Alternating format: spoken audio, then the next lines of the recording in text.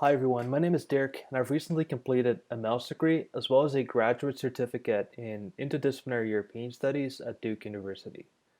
Before I entered the MALS program, I had a background in media and communication studies, and in my MALS degree I've been able to connect those previous insights to the field of political behavior research, which I think is a very diverse and interdisciplinary field of study.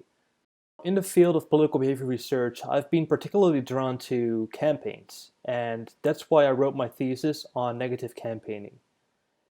Now, what is negative campaigning? I think for many people this might conjure up the image of mudslinging politicians and personal attacks, but in the academic literature it is defined as any type of criticism leveled against political opponents.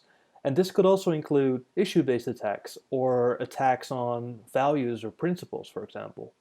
Now, what I think is interesting about negative campaigning is that it tells us more about how politicians strategically try to persuade voters.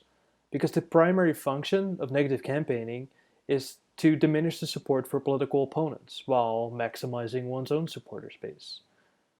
However, much of what we know about negative campaigning relates to the American two-party system, and therefore we know far less about under what conditions negative campaigning takes place in other contexts, such as a multi-party system.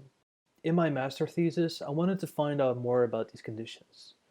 Using the Netherlands as my case study, I tried to figure out how negative campaigning not just differs across political parties, but also across the political issues they discuss, and across the communication channels through which they disseminate their campaign messages. We can draw three different conclusions from the results of my analysis. First is that parties who can afford to take more risk are also more likely to use negative campaigning.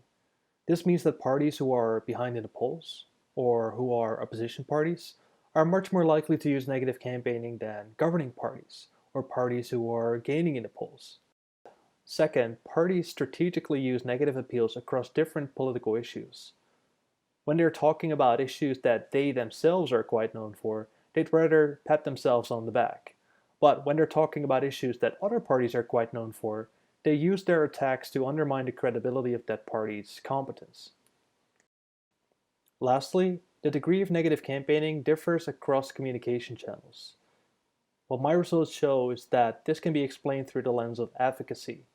When political parties can reach a larger and more persuadable audience, they're much more likely to use negative campaigning than if they're just preaching to the choir.